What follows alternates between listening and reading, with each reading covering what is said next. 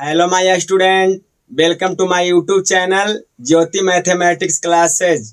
मैं निरंजन सर आशा ही नहीं पूर्ण विश्वास करता हूँ कि आप लोग भी बहुत अच्छे होंगे, स्वस्थ होंगे और मन लगा करके पढ़ाई कर रहे होंगे।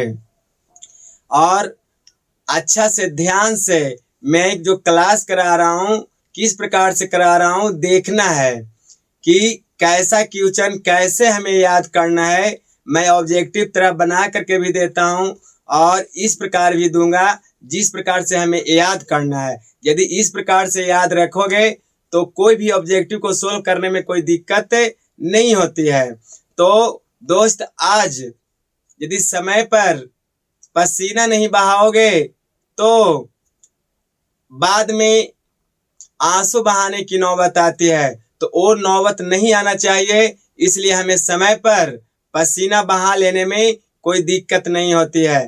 तो देखें आज मैं किस प्रकार से आप लोगों को बता रहा हूं, ध्यान से देखिएगा।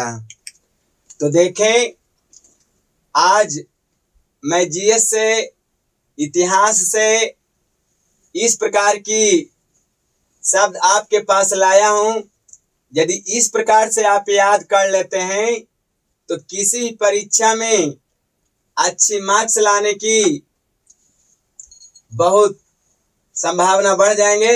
तो देखिए क्या मैंने बोला। पहले मैं बोला हूं कि प्रमुख राजवंश एवं उनके राजधानी की, जो भारत में राज किए जो वंश, उनकी राजधानी कहाँ थी, उनके संस्थापक कौन थे, मैं इसके बारे में आज चर्चा कर रहा हूं। आप लोग एकदम इस प्रकार से याद कर लेते हैं तो हर प्रश्न को सोल्व कर सकते हैं। तो देखें मैं सबसे पहले लिख रखा हूं कि वंश, संस्थापक और राजधानी। तो पहला में मैंने बोला कि हर्यक वंश। तो हर्यक वंश की संस्थापक कौन थे, तो बिंबिसार थे। उनकी राजधानी कहाँ थी, तो राजगृह में थी। बिंबिसार की राजधानी कहाँ थी, राजगृह में। दूसरा मैंने बोला कि मौर्य वंश। दूसरा में मौर्य वंश है। तो मौर्य वंश का संस्थापक कौन हुए, तो चंद्रगुप्त मौर्य थे। इनकी राजधानी पाटलिपुत्र में थी। उसके बाद जब मौर्य वंश का अंत हुआ तो शुंग वंश आया। तो शुंग वंश का जो संस्थापक थे वो पुष्यमित्र शुंग थे। उनकी भी राजधानी पाटलिपुत्र ही थी। फिर चौथा सतवाहन वंश। तो सतवाहन का संस्थापक कौन, सिमुक। इनका राजधानी कहाँ थी, तो प्रतिष्ठान में था। पांचवा गुप्त वंश। गुप्त वंश का संस्थापक श्रीगुप्त और राजधानी इनका पाटलिपुत्र ही था। फिर छठा में मैंने बोला कि पुष्यभूति वंश। तो पुष्यभूति वंश का संस्थापक कौन थे, पुष्यभूति। इनका पुष्यभूति वंश में ही हर्षवर्धन हुए थे, इसीलिए उन्हें वर्धन वंश भी बोला गया है। तो महाप्रतापी राजा हर्षवर्धन हुए पुष्यभूति वंश का। लेकिन उनका जो पहले था थानेश्वर था। जब हर्षवर्धन राज संभाले तो अपना राजधानी को थानेश्वर से कनौज में ले चले गए।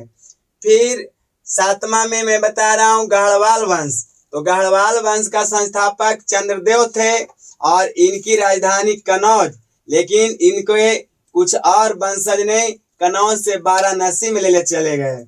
फिर पल्लव वंश। तो पल्लव वंश का संस्थापक सिंह विष्णु थे। इनकी राजधानी कांचीपुरम में, जो आज तमिलनाडु में है। पहले कांचीपुरम बोला जाता था लेकिन आज तमिलनाडु में, कांचीपुरम तमिलनाडु में है। फिर मैंने बोला कि चोल वंश। तो चोल वंश का संस्थापक कौन हुए, तो चोल वंश का संस्थापक विजयालय थे। इनकी राजधानी तिरुचिरापल्ली में था। फिर राष्ट्रकूट वंश। तो राष्ट्रकूट वंश का संस्थापक कौन थे, तो दंती दुर्ग थे और इनकी राजधानी मालखेड़ में थी। आशा कर रहा हूं कि इस प्रकार से समझ रहे होंगे। तो ऐसे ही हम लोग को चलना है, समझना है, लिखना है। कॉपी पर पूर्ण रूप से लिख करके आप जितने लिखेंगे, क्या है कि लिखने से 4 गुना ज्यादा याद होता है। अब आगे और देखें। फिर देखें इग्रामा में क्या बोला कि इग्रामा में गुलाम वंश। गुलाम वंश का संस्थापक कौन थे? पहले ही बताया था कि कुतुबुद्दीन ऐबक थे। ये दिल्ली सल्तनत के राजा हुए और यहाँ तक ये पूर्ण रूप से जो 5 हैं ये दिल्ली सल्तनत पर हुए, तो इनका राजधानी हमेशा दिल्ली ही रही।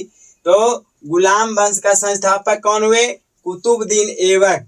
इनकी राजधानी लाहौर थी, लेकिन जब दिल्ली सल्तनत पर राज किए तो उन्होंने लाहौर से बदल करके दिल्ली में ले लाए।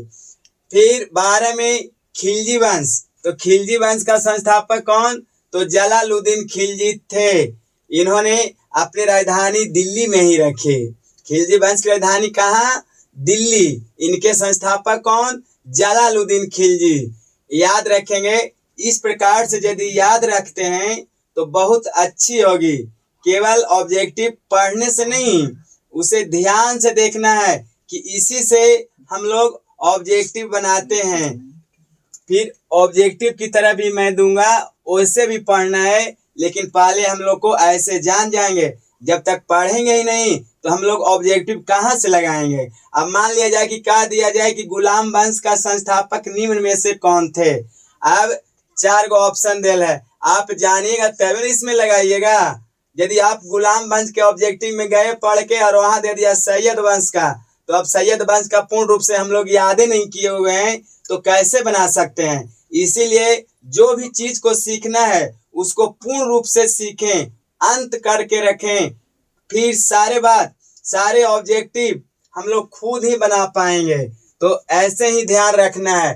तो फिर मैंने बोला कि तुगलक वंश। तो तुगलक वंश का संस्थापक कौन हुए? तो गयासुद्दीन तुगलक हुए। इनकी राजधानी कहाँ हुई? तो इनकी राजधानी दिल्ली में ही। इन्होंने अपना राजधानी दिल्ली ही रखा। फिर सैयद वंश का संस्थापक कौन हुए? तो सैयद वंश का संस्थापक खिज्र खान। इन्होंने भी अपनी राजधानी दिल्ली में ही बरकरार रखी। फिर ये जो 5 हैं ये दिल्ली सल्तनत के हैं। ये दिल्ली सल्तनत के राजवंश हैं। इन्होंने दिल्ली सल्तनत पर अपना शासन किया। फिर 15 में कौन है? तो लोधी वंश। लोधी वंश का संस्थापक कौन हुए? तो बहलोल लोधी।